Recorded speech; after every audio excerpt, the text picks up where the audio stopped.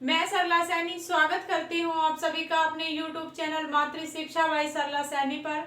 मित्रों, आज हम शब्द रूपों को प्रारंभ कर रहे हैं और इसके अंदर हमने पहला जो शब्द लिया है वो तत् शब्द लिया है। तत् जो शब्द है ये सर्वनाम शब्द है और तीनों लिंगों में इसका रूप चलता है, स्त्रीलिंग में, पुल्लिंग में और नपुंसक लिंग में। इन तीनों ही लिंगों में इसका रूप हम चलाते हैं। तो आज हम जो है पहला हम शब्द रूप पढ़ रहे हैं वो तत् का पढ़ रहे हैं और उसमें हमने जो पुल्लिंग शब्द रूप हमने लिया है पुरुष के लिए, जब हम इन शब्दों को सर्वनाम शब्दों को यूज करेंगे वो किस प्रकार से करेंगे हम वो देखेंगे।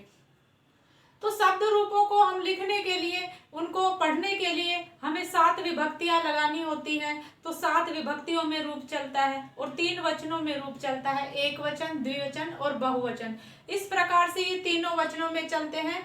अब देखिए, जब भी हम किसी भी सेंटेंस को समझते हैं तो उसका हम कर्ता देखते हैं, कर्ता का चिन्ह देखते हैं, उसके अंदर क्रिया देखते हैं कि क्रिया क्या हो रही है। तो क्रिया को समझने के लिए और कर्ता को समझने के लिए हमें कारक भी समझना जरूरी होता है। जो क्रिया होती है, क्रिया को परिवर्तित हमेशा कारक करता है, कारक के बगैर क्रिया परिवर्तित नहीं हो सकती। तो आज हम कारकों को इनके शब्द रूपों के अंदर मिला करके शब्द रूप के साथ हम कारकों को जो है पढ़ेंगे। तो कारकों में पहले शब्द रूप की पहचान हम किस प्रकार से करते हैं वो देखेंगे।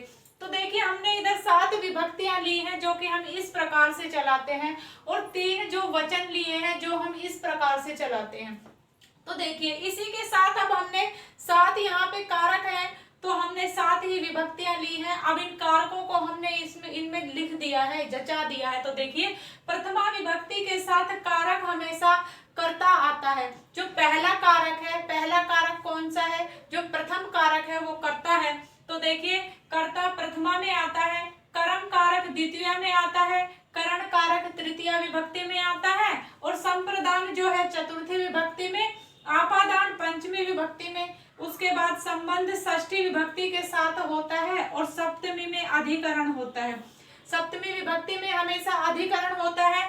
तो अब देखिए, जब भी हम रूपों को याद करते हैं तो उनको रूपों को हम क्या करते हैं, इस तरीके से उन्हें याद करना शुरू कर देते हैं कि प्रथमा विभक्ति के तीनों वचन हम एक साथ यूज कर लेते हैं, याद कर लेते हैं।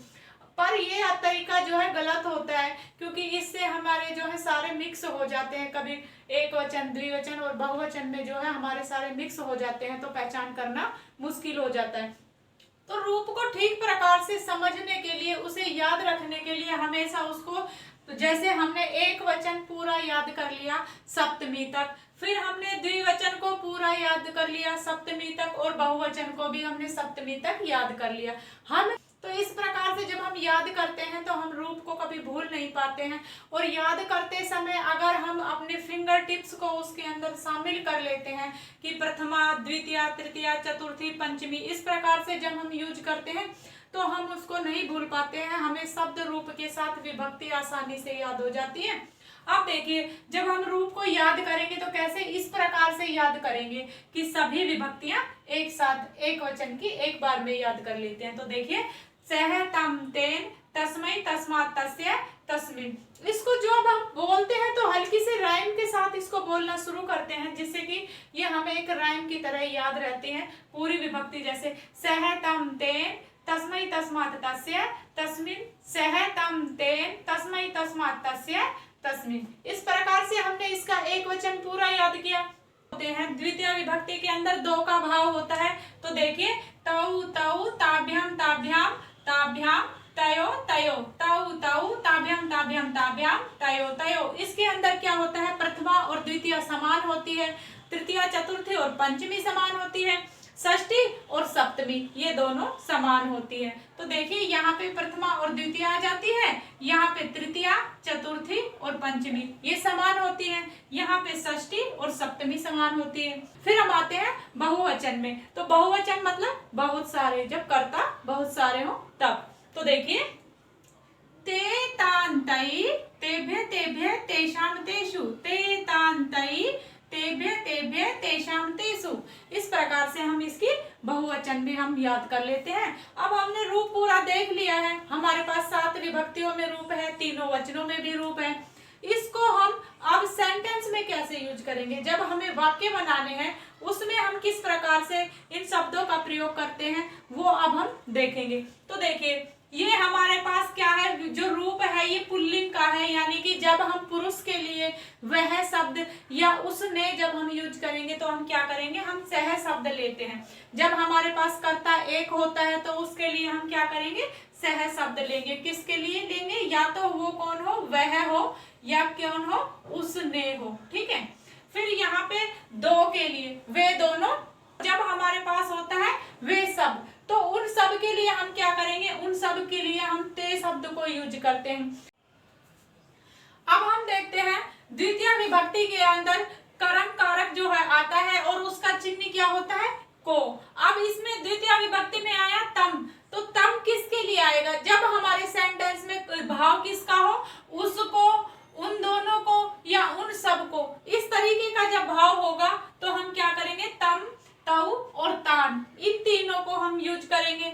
एक वचन में हम तम लेंगे, द्विवचन में जब दो की बात हो रही हो तो हम तो लेंगे, और जब बहुत सारे बहुवचन की जब बात होगी तो हम तान शब्द को लेंगे। अब देखिए तृतीय विभक्ति के अंदर जब हम चलते हैं तो तेन शब्द आता है, और यहाँ पे हमने कारक का जो चिन्ह लिया है वो हमने से लिया है। से का अर्थ यहाँ पे साथ के साथ आता है। तो देखिए से किसका चिन्ह है, करण कारक का चिन्ह है, और जो है करण तृतीय का, तृतीय के अंदर हम जानते हैं करण होता है। अब तीसरा जो कारक है वो करण है, संस्कृत में हम कह देंगे कि तृतीय विभक्ति में करण कारक है। तो देखिए तेन शब्द, इसका भाव किससे आगा, जैसे जब हम कहेंगे कि उससे, उससे का जब भाव आएगा शब्द के अंदर, जब उससे सर्वनाम होगा तब हम तेन शब्द को लेंगे, और इधर जब दो के लिए उससे होगा तो क्या करेंगे, उनसे, उन सब से। इस प्रकार से हम तेताभ्याम और तई शब्द को यूज करेंगे। जब देखिए चतुर्थी विभक्ति के अंदर क्या है, संप्रदान होता है, और संप्रदान का जो चिन्ह है वो क्या है, के लिए है। जब हमें हमारे सेंटेंस के अंदर हम देखते हैं कि के लिए, कोई भी जैसे उसके लिए का जब भाव आएगा, किसका, उसके लिए, तो उसके लिए का हम क्या करेंगे, तस्मै शब्द को यूज करते हैं। जब उस उनके लिए जब होगा, उन दोनों के लिए, तो हम ताभ्याम, और उन सब के लिए तो तेभ्यम, तेभ्य शब्द हम लेंगे।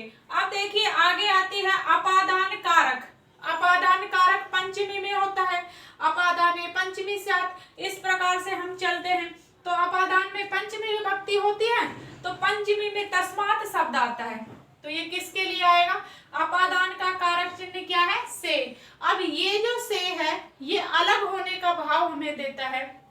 तो जैसे कि जब हम कहें उससे, जब उससे जब ये शब्द आता है तो ये अलग होने का भाव लेकर के अपने साथ आता है, तब हम तस्मात् शब्द का प्रयोग करते हैं। तो इसमें क्या, उससे, उन दोनों से, उन सब से, तो तस्ताभ्याम, उन दोनों से, तेभ्य, उन सब से, इस तरीके से आएगा। अब अगला आता है संबंध कारक, और संबंध के जो है षष्ठी संबंधे स्यात्, षष्ठी के अंदर क्या होता है, षष्ठी के अंदर संबंध कारक होता है, और जो है ये किस कैसे चलेगा, सब षष्ठी में इसका रूप बनेगा तस्य, इसका रूप बनता है, क्या रूप बनता है, तस्य बनता है।